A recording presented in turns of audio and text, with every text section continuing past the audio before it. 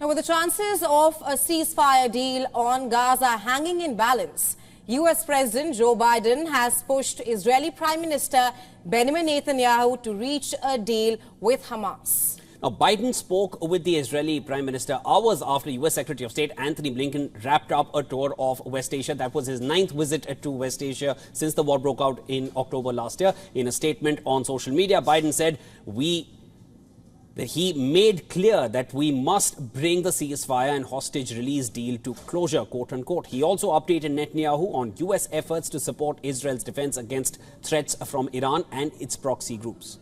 The White House said the U.S. president, and I'm quoting, stressed the urgency of reaching a deal during the call. Vice President Kamala Harris also took part in the phone call. Negotiators are heading back to Cairo this week to try and iron out details of a deal. Well, the current proposal put together by the mediators, U.S., Egypt and Qatar over several weeks in July is said to be the strongest form of the deal to date.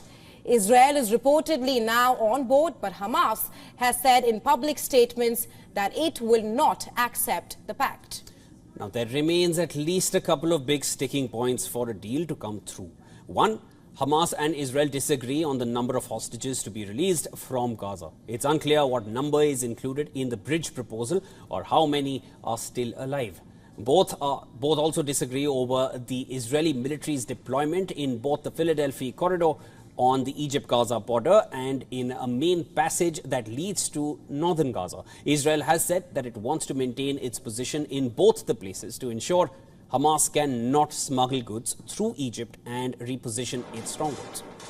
Israel asserted its stance on Wednesday, with Netanyahu's office denying reports that it has agreed to withdraw its troops from the Philadelphia corridor. Netanyahu visited an Air Force base in northern Israel, has said that Israel is prepared for any scenario, both in defense and attack. I am here at the Air Force base to closely monitor our preparations against threats both near and far. We are prepared for any scenario, both in defense and attack. Meanwhile, Gazans were again on the run as they fled the western area of Khan Yunis after an Israeli evacuation order was issued.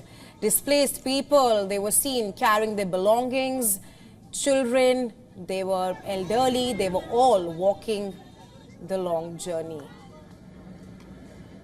Death is more merciful in this country. We were displaced 20 times. I swear to God our houses and tents were struck. They do not want us to live. Oh God, they even do not want us to enjoy our life. Gaza's Civil Emergency Service claimed that Israeli military struck a school and a nearby house in Gaza City on Wednesday, killing at least 3 people and wounding 15. Palestinian health officials have claimed that Israeli airstrikes across Gaza killed at least 50 Palestinians in the last 24 hours.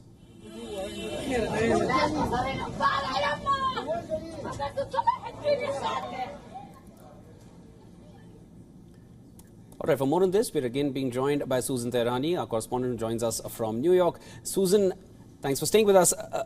Even before Anthony Blinken made his visit to West Asia, that was his 9th visit to the region, it was considered that it's going to not reap any kind of results. And now again we're hearing of Biden having this phone call with Netanyahu, again stressing on the fact that they need to home in on a ceasefire at the earliest.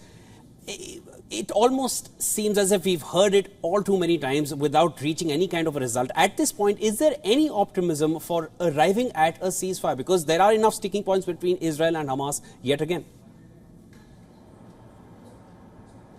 Yeah, as you mentioned, it's going to be very difficult. And also, to really establish this trust between Israel and Hamas, which understandably Israel doesn't have against the militant group. And then the question remains of whether Hamas really does have the intention of releasing these prisoners, because if it does, the hostages, if it does, then, it really doesn't have a bargaining chip moving forward for Gaza. So it's a very tricky situation. We do know that a Middle East envoy, Brett McGurk, and other U.S. officials are heading to Cairo once again this week. But even Anthony Blinken said time is running out. And if the two sides don't agree to what they have in this proposal moving forward this week, they don't have any more eggs in their basket to put forth. And it's unclear what's going to happen. And remember, this is happening at a time when Iran has mentioned that it wants to keep Israel on its feet and is not saying when it's going to retaliate against the assassination of Ismail Haniyeh, Hamas's political leader in Tehran.